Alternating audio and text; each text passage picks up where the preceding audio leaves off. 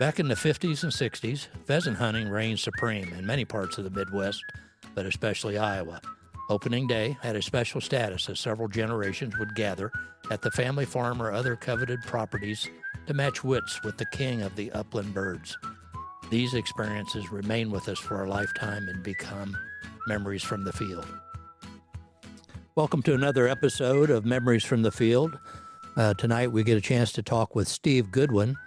Steve lives over in Cedar Point, North Carolina.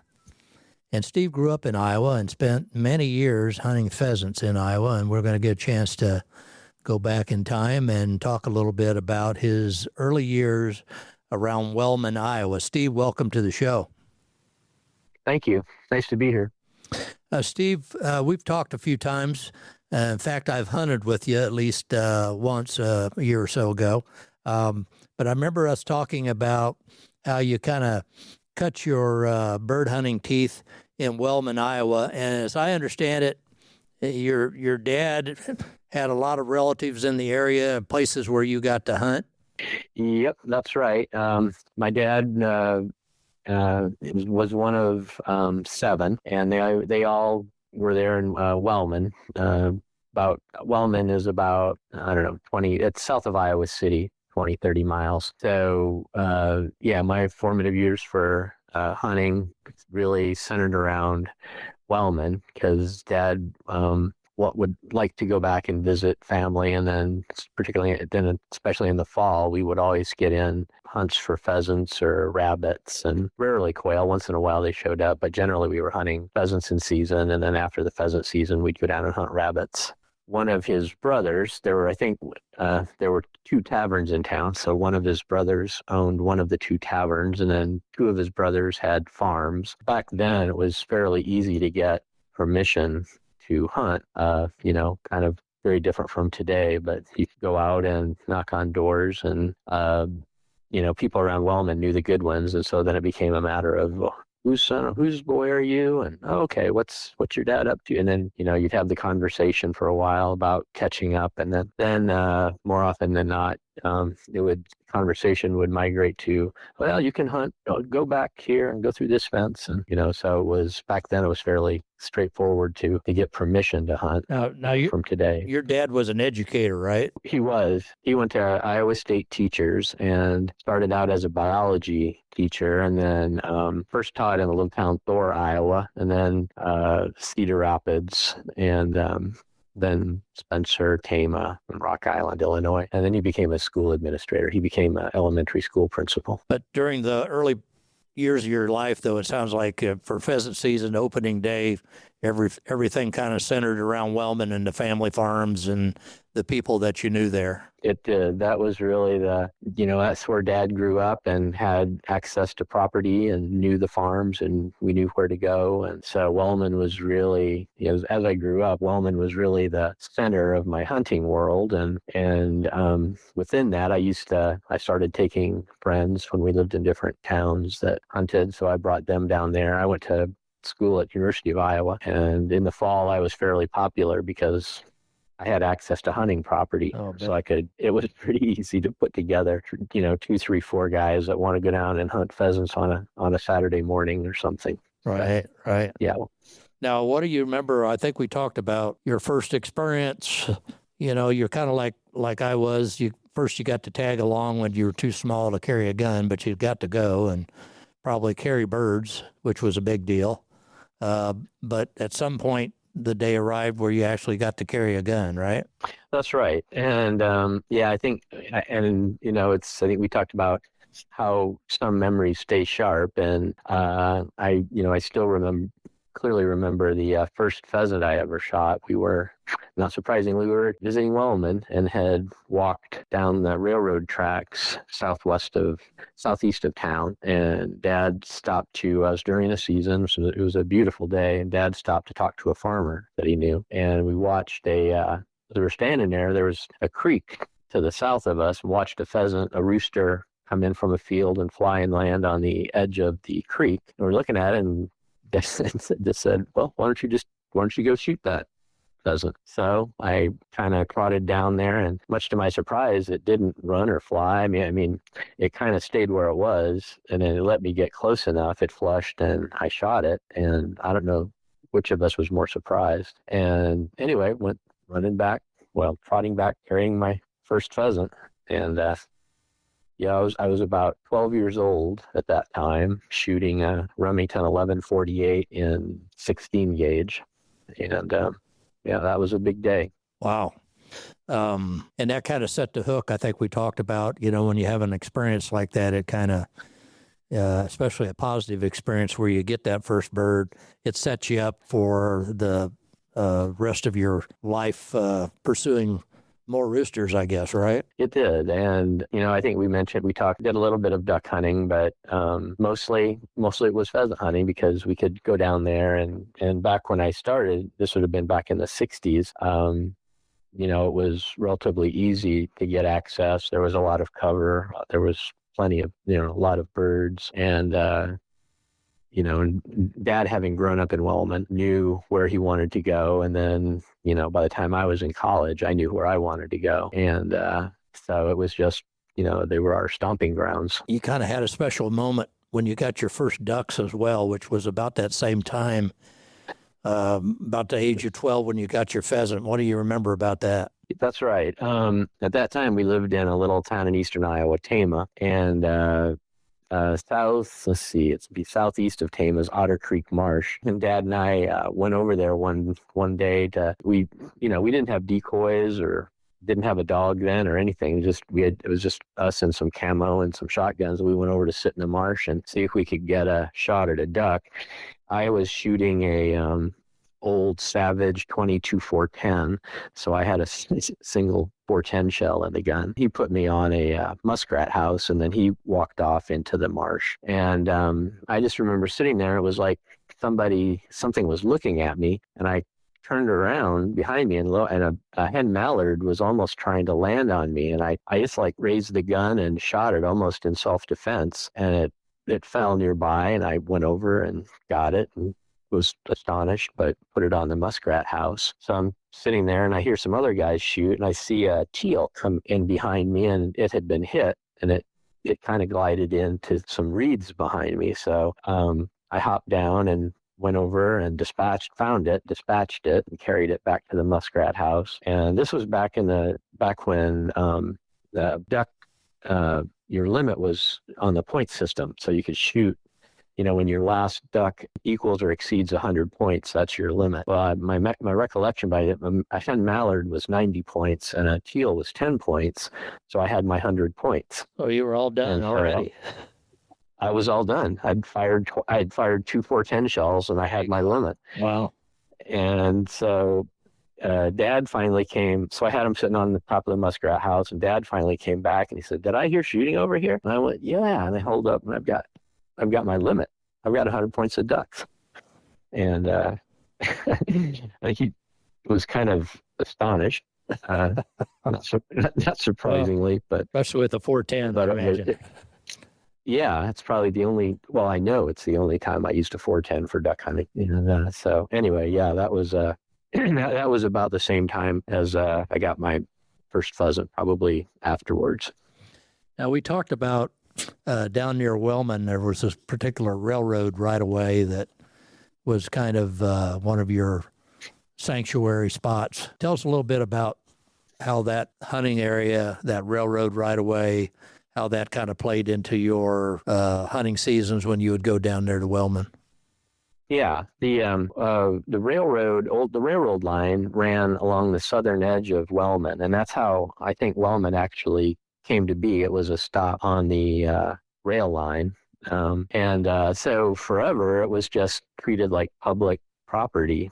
So people would walk Iowa being set up on a grid system, counties and roads and stuff set up on a grid system. There'd be a road about every mile along the railroad tracks, and so you drive up to one end and maybe get picked up at the other. But you had the the railroad was, Iowa doesn't have a lot of public land. And so this railroad line, it was, you could, walk about as long as you were willing to walk. And we had some farm property available, but you can never have too many places to go. And so we would commonly also walk the rail lines. And the house my dad grew up in was on the southeast corner of Wellman, and it was next to the last house out of town. And this railroad track was literally right across the street. So it was also a place that we could access.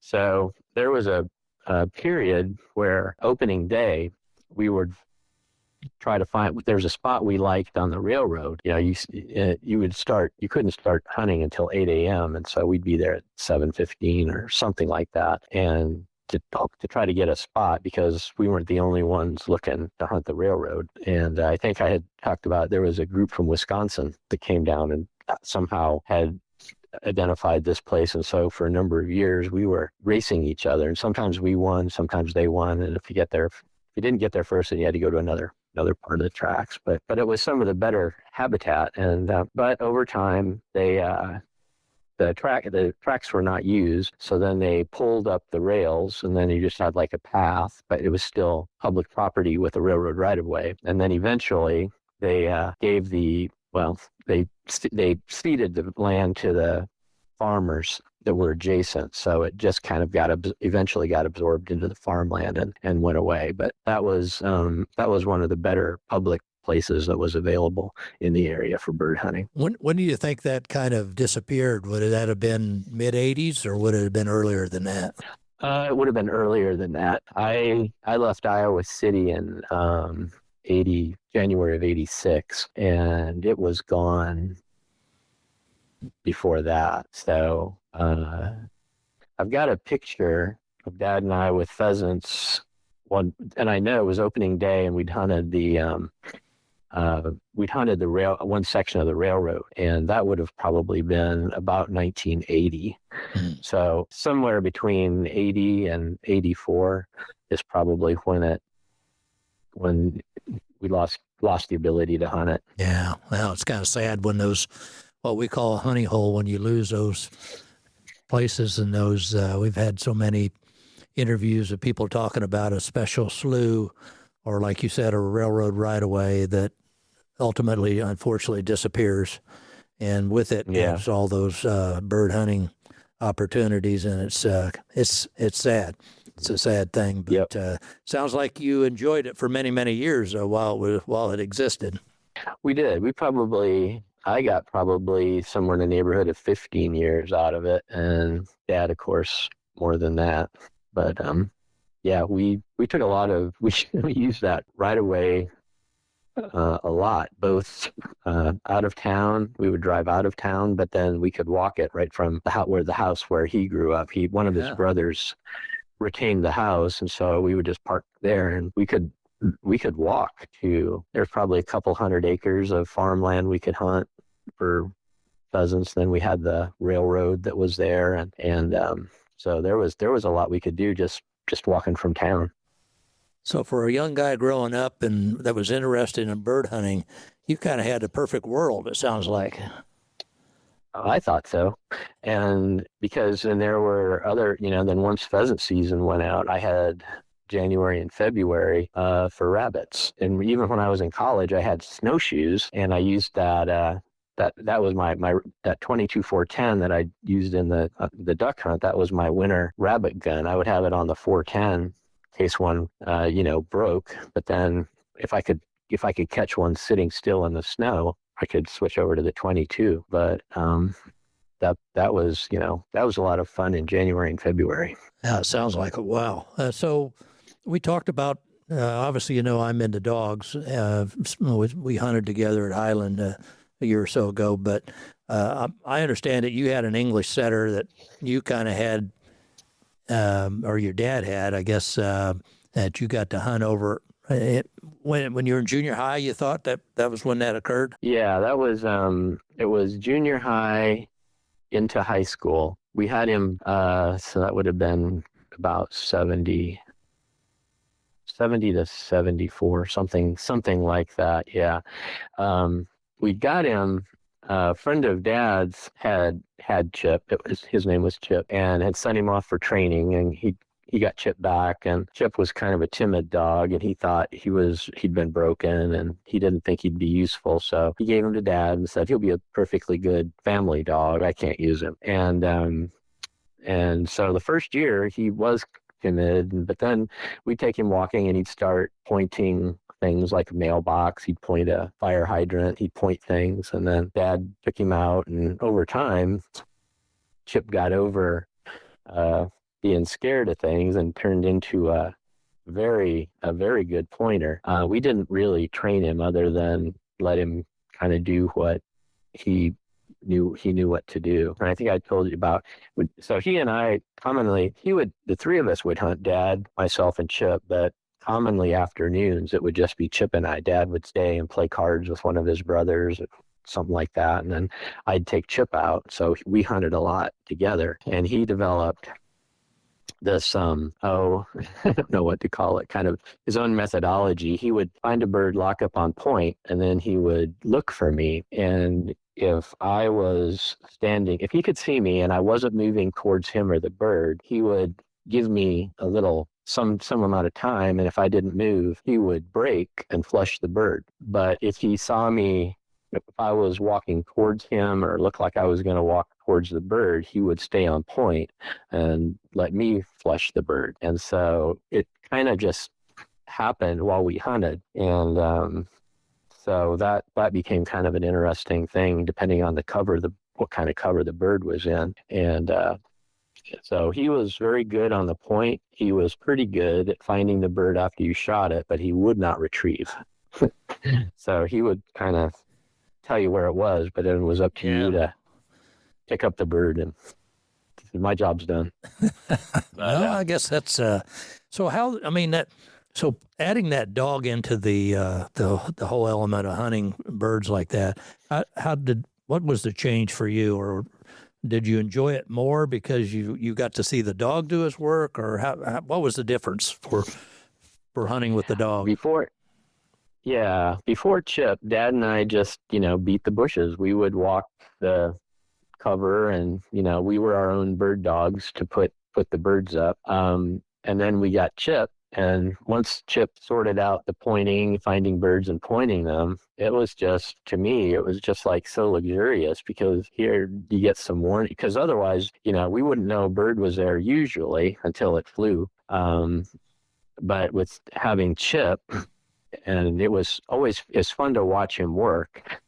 And, but then just the luxury of saying, oh, we've got a point, we've got a bird, and then we could get ready and have a better opportunity to collect the bird. And, so I just thought it was the greatest thing in the world back then to have a pointing bird dog. We had him 4 or 5 years, and then he, developed spinal meningitis, and we had to have him put down. And by then, Dad was in Rock Island, and he just wasn't living in town. We'd lived in small towns. In the small towns, it was okay to have the dog out in the yard, he could run. But Rock Island, 50,000 people, you just really couldn't do that. So once Chip was gone, he decided he wasn't going to replace him as long as he lived in town. So we were back to being our own bird dogs again. Yeah. Well, did any of the uncles or any of the other relatives that would show up opening day, did any of them have dogs that they got to share with you guys? No. Dad was the youngest of the 7, and he was really the only one who really thought of bird hunting as a sport. The others would do it sometimes, but they thought of it more in more utilitarian ways. They thought of it more as a way to get something to eat. And so none of them had dogs, or you might be able to get them out on a hunt if they could stand at the end and block, and you could drive to them. But they didn't really participate in pheasant hunting kind of as a sport the same way Dad and I did. So you guys were a little more purist in the hunting with the dog when you had him, and trying to kind of enjoy that aspect of it, whereas the rest of the family were kind of that wild game is meant for the table, and if we got a Yeah. dog, we got to feed the dang dog, kind of thing, right? Right. Yeah. That's accurate. Yeah. And they, much to my surprise, one of my uncles ended up with a dog, but it was Jojo. Jojo was about a 10 or 15 pound little white ball of fluff, like a really nice little cute dog, but I just could never believe Daryl. He'd be driving around in his rattle trap pickup with Jojo, and that's what he did. But he wasn't. So, He didn't hunt that dog. That was just a no, family dog. no, it was just a pet, and rode around with him when he was driving back roads, or if he went to put out throw lines or something. He took Jojo with him. Took Jojo with him almost everywhere except work. Now I know your career took you to Florida and then into North Carolina later on, and which is obviously where you are now, where you're retired. But opening day, would you make it a point to come back, or was it more at the holidays? It was more the holidays. Once I moved away, I would try to come back once or twice during the season and try to get Dad out and try to set up hunts over on relatives' properties. But it was more back then. It was more focused on either coming up occasionally for Thanksgiving, or more commonly coming around Christmas, and trying to set up some hunts when we were there, when I was back during those time periods. Was there's something about the hunting, the family hunts at the holidays, though, that kind of reconnects it, right? Is that kind of how you felt about that? Coming back one time a year to kind of reconnect with the field and with those areas that you hunted all those years, and obviously doing it with your dad, of course. But just seems to be that link that you need to make once a year at least to relive some of the hunting that you did. Yeah, I think that's right. And because there was, slowly over the years, a lot of the places we hunted became unavailable, and we were down to by the time I was working, we had been down to two uncles had farms. One died, and that was no longer available, and then one was still available, but the farm practices had reduced the cover, so you could still hunt on it, but it wasn't nearly as productive as it once had been. And then there were some other properties that we had always had like a standing invitation to hunt. But again, they were older farmers, and like one that was close to my dad's old house, we could walk, I don't know, half a mile to it, Pennygroff's. And, he had died, and she had moved in with a daughter, and somebody else now lived there. And I didn't know that. I pulled in, and he came out, and we chatted, and I explained history of having hunted it, and he's like, well, it's ours now, but it's a nice day, and if you want to go for a walk, I'm happy to. So we hunted, and it was a beautiful day, and I shot 3 roosters that day, and that's the last time I think I shot a limit of wild roosters in Iowa. But it was just part of the properties you're used to were slowly kind of slipping away. Yeah. We didn't do it often, but there were a couple of Christmases where extended family members got together, and we did a couple of hunts. It was unusual for that to happen in our family. It was usually just Dad and I, and maybe a friend of his. But we did have a couple of bigger hunts where we had half a dozen family members, which was kind of unusual, and it was an enjoyable hunt. As the cover and it did that all over Iowa, of course, unfortunately, but as everything changed, the landscape not only changed, but people changed, and so that certainly affected, it sounds like, your ability to go there and hunt, and then living out of state, so that kind of put you on that course to seek out a preserve where you knew you could get a hunt in without trying to make a lot of different arrangements and that kind of thing. Yeah, I think that's accurate. It became, as Dad got older, he still fished, but he didn't hunt much on his own. And so when I came up, we'd set stuff up, and we'd go out, and but it became apparent that it was just getting harder and harder to find a place to go. And so I started looking for preserves, and we started with one down by Burlington, and that worked out actually fairly well, because it was fairly flat terrain, and could get around, and there were a good number of birds, and we had good weather, and so it got him out, and he got to shoot some birds, and then it wasn't long after that though. He would still fish, but really wasn't. We didn't really hunt that much later on. You think it was the physical aspect of the walking and to try to get through cover and all that? Yeah, that was part of it, and he had a genetic issue with that just weakened him later on, probably sooner than it normally would have. But that was part of it too. Now, I don't think your story would be complete without talking a little bit about it. We could have touched on it a little earlier with your uncles, but there were two of them. They each owned a bar in Wellman. Is that right? One of Dad's brothers owned. There were two. Wellman had two bars, and they were multi-function. So my uncle's bar was the hardware store bar.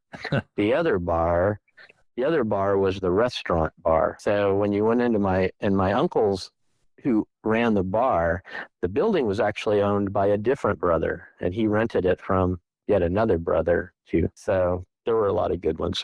What was the name of the hardware store? It was Junior's bar. Junior's bar. Junior was the uncle who ran the bar. The Stanley was the brother who actually owned the bar, owned the building. He owned the building. And so when you came in, on the left side, not like you come in the door and it's a long, narrow building. And on the right side is an L-shaped bar. And to the left and into the middle of the store, there were shelving. And on the shelves were Oshkosh Bagosh overalls, rubber boots, long underwear, hardware items like screws, nuts, bolts, a small array of tools, but hardware items. And one of the unusual things he had for sale, especially in these days, he sold guns.